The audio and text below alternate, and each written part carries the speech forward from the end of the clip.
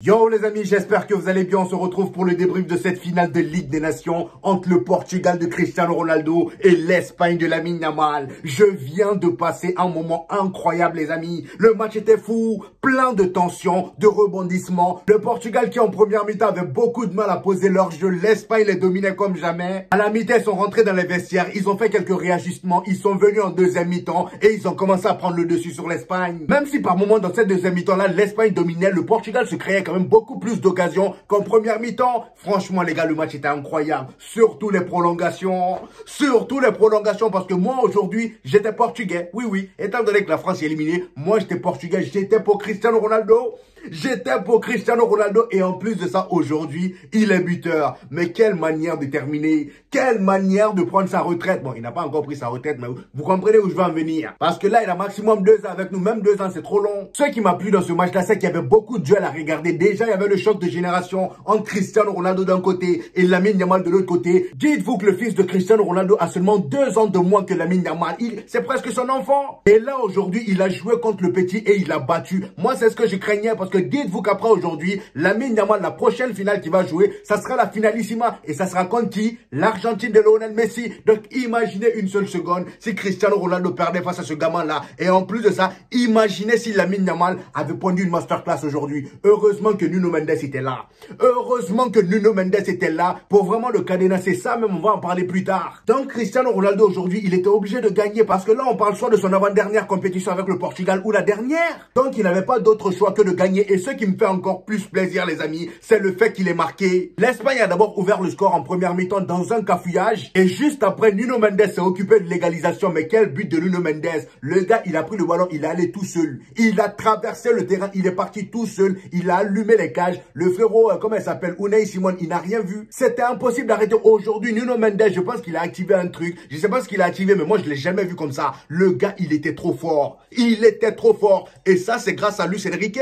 Parce que Luis Enrique, tous les joueurs qui sont sous Luis Enrique cette saison, regardez les mêmes en sélection. Regardez comment ils sont bouillants. J'ai comme l'impression que le frérot, il a activé quelque chose dans tous ces joueurs, ce qui a fait ressortir leur qualité, vraiment leur meilleur niveau. Et là, aujourd'hui, c'est exactement ce qu'on avait avec Nuno Mendes. Offensivement, il était dangereux. Défensivement, laisse tomber. Il a éteint le frérot Lamine. Il a éteint Lamine Yamal. Et pourtant, le petit, il avait commencé le match en souriant. Voilà, pendant l'hymne national, il était là tout sourire. Dans sa tête, tout était planifié. Aujourd'hui, je marque les esprits. Et comme ça, je prends encore plus de l'avance sur Ousmane Dembélé. Et en plus de ça, si je gagne cette Ligue des Nations, c'est terminé pour le Ballon d'Or. Malheureusement pour toi, ça s'est pas fait, mon ami. T'as croisé la route du GOAT. Cristiano Ronaldo, même à 40 ans, tu le bats pas.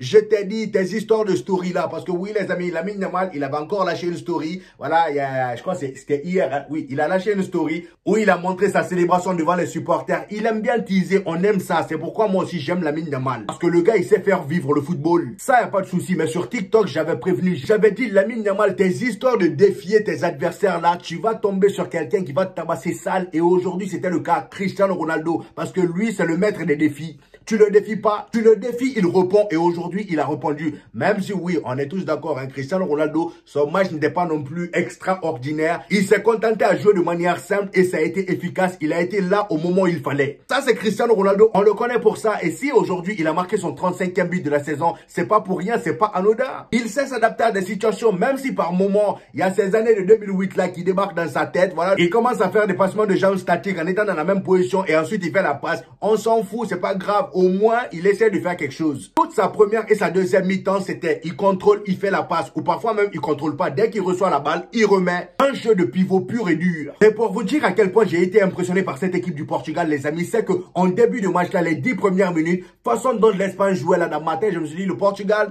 à aucun moment, il ressort d'ici gagnant. Parce qu'ils étaient tellement dominés. L'Espagne était à l'aise, balle au pied, ils étaient là, ils faisaient circuler les ballons. Nico Williams avait l'air bouillant comme pas possible. Mais le frérot, ça a duré même pas une mi-temps. Voilà. Moitié de la mi-temps et après lui aussi il a disparu comme Lamine Yamal. Sinon en première mi-temps tous les ballons de l'Espagne c'était côté gauche. Nico Williams, allez, il part. Le petit Joao Neves, malgré qu'il soit pas latéral, il a tout fait pour le boucler aujourd'hui. Mais c'est compliqué. Nico Williams il est chaud le petit. Mais au moins ce qui est bien c'est que Neves il a fait tout ce qu'il avait à faire. Malheureusement l'entraîneur l'a sorti à la mi-temps. L'entraîneur là même heureusement qu'il a gagné. Hein, parce que faire jouer Neves à chaque fois, on a dit la dernière fois en demi-finale, le petit là c'est pas son poste, fais lui jouer. Voilà à côté de Vitinha. Les deux ils sont bouillants en club. fait pareil en sélection. Mais comme nous, on est des supporters, on va la boucler. Vous avez gagné, c'est l'essentiel. Donc, quand je vous le disais, les amis, je voyais pas le Portugal sortir vainqueur de ce match, surtout en première mi-temps. Même après l'égalisation de Nuno Mendes, on voyait une équipe du Portugal qui avait du mal à mettre en place son jeu. Voilà, on voyait qu'ils avaient du mal à trouver leur attaquant. Cristiano Ronaldo, il était un peu trop à l'écart. Ils avaient un bloc défensif bien en place, mais le problème avec l'Espagne, c'est que tu peux pas te contenter de défendre, rester trop bas là. Eux, ils aiment ça. C'est comme le FC Barcelone. En fait, l'Espagne, c'est le Barça. C'est pas pour rien. C'est rempli de joueurs barcelonais. C'est les mêmes.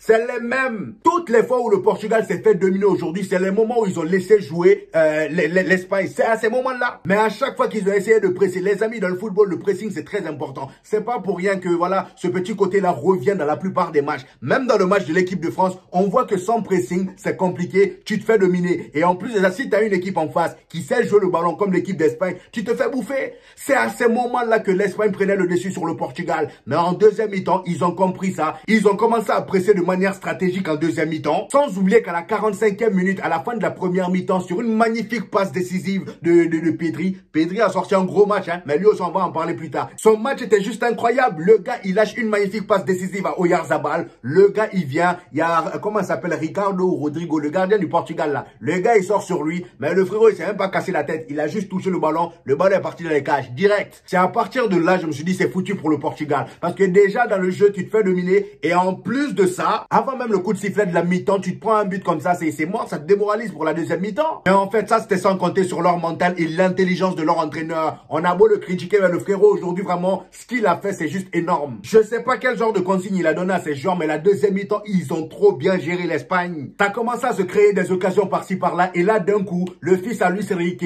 Nuno Mendes a décidé de lâcher son otage, voilà. Il avait un otage pendant tout le match, Lamine Yamal. Il a décidé de le lâcher un peu pour aller s'occuper d'un deuxième but. Il a dribblé Lamine Yamal d'une manière, le gars, il est devenu humble d'un coup. Et là, Nuno Mendes qui part attaquer, il lâche un son. Cristiano Ronaldo, je sais pas comment j'ai débrouillé pour pousser le défenseur de l'Espagne. Il tend son pied, le ballon rentre. Il est toujours là quand il faut. Il est toujours là quand il faut. Ça, c'est des années d'expérience, les amis. Vous pouvez pas comprendre.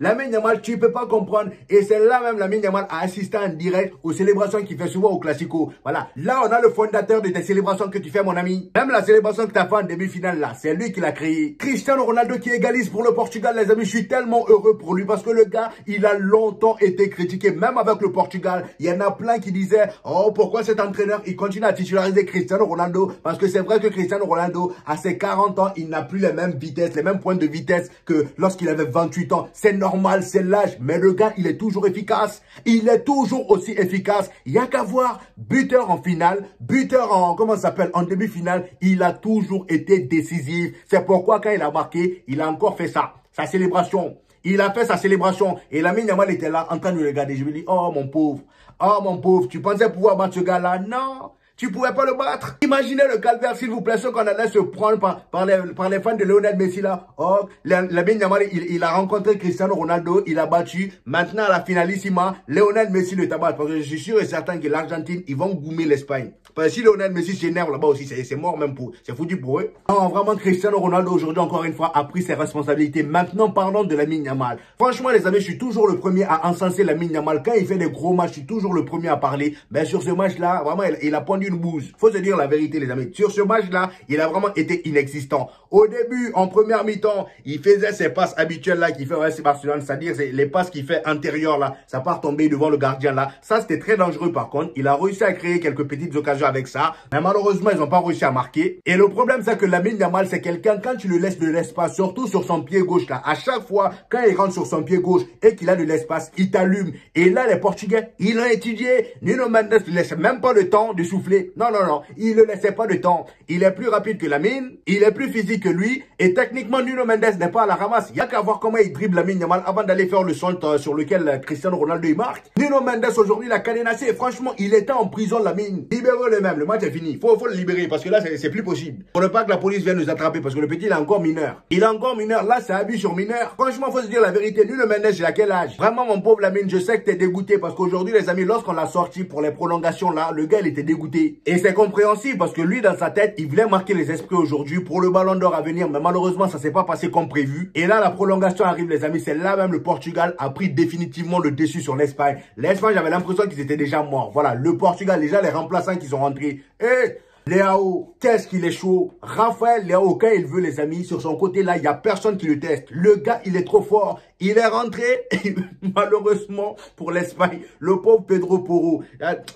J'ai eu pitié de Pedro Porro aujourd'hui. Dites-vous, les amis, dans un match comme ça, là, dans un match aussi tendu, dans une finale, mettez-vous à la place de Pedro Porro. Toi, on te fait rentrer dans une finale et d'un coup, tu te rends compte que tu es sur le côté de Nuno Mendes et Leao. Merde. Vraiment merde. Il s'est retrouvé face à Leao qui était bouillant comme pas possible. Nuno Mendes même, j'en parle pas. Le gars, il s'est fait prendre en vitesse, je ne sais combien de fois. À un moment même, je l'ai vu arrêter en train de respirer d'une manière forte. J'ai dit, oui, mon ami, je te comprends. Je te comprends. Ça doit pas être facile. Nuno Mendes et Leao sur le même côté. Comment vous voulez qu'ils les prennent à deux? Franchement, en prolongation, le Portugal, ils ont été incroyables, les amis. Ils ont pris le dessus sur l'Espagne. L'Espagne n'y arrivait pas. Celui qui est rentré pour créer un peu de danger du côté de l'Espagne, c'était Isco. Le gars, il est rentré, il a même lâché un tir là. J'ai eu peur. Il dit, mon ami, calme-toi. T'es un ancien madrilène. T'as ton ex-coéquipier là-bas. Cristiano Ronaldo, vas-y doucement. Le gars, il a allumé les gars d'une manière. Heureusement que le Ricardo là, c'est Ricardo. Pourquoi je l'appelle Ricardo? Le gardien du Portugal là. Franchement, les gars, ce match-là, je me suis régalé du début jusqu'à la fin. Après les prolongations, vient les tirs au but. Et moi, je savais que le Portugal, ils allaient gagner parce que le Ricardo là, on se rappelle tous à l'Euro, le gars, il est cheaté. Il est trop fort. Je savais qu'ils allaient gagner. Donc voilà, le Portugal remporte sa deuxième Ligue des Nations. Finalement, Cristiano Ronaldo, Ligue des Nations, là, il aime bien. Lui, il remporte pas l'Euro. Non, non, lui, c'est Ligue des Nations, point barre. Coupe du monde, les trucs là, les bêtises là, lui, il veut pas. Il se casse pas la tête. Bref, en tout cas, félicitations à l'équipe du Portugal et surtout à l'Espagne aussi. L'Espagne, ils ont fait un très beau parcours, voilà. Rares sont ceux qui voyaient le Portugal sortir vainqueur de ce match-là. Même moi qui vous parle là en début de match, comme je vous ai dit, je pensais que c'était cuit pour le Portugal. Donc voilà les amis, c'était mon avis sur ce match. J'espère que vous avez kiffé la vidéo. Dites-moi en commentaire ce que vous en avez pensé. J'hésiterai pas à vous répondre. N'oubliez pas le petit pouce bleu qui fait toujours plaisir les gars, ça aide au référencement. Pour ceux qui viennent de découvrir cette chaîne, ici on fait des vidéos débriefs des matchs du FC Barcelone et du Real Madrid. Et quand il n'y a pas de match, on fait des vidéos actualités. Donc abonnez-vous pour ne rien rater et on se dit au prochain épisode les gars. Peace!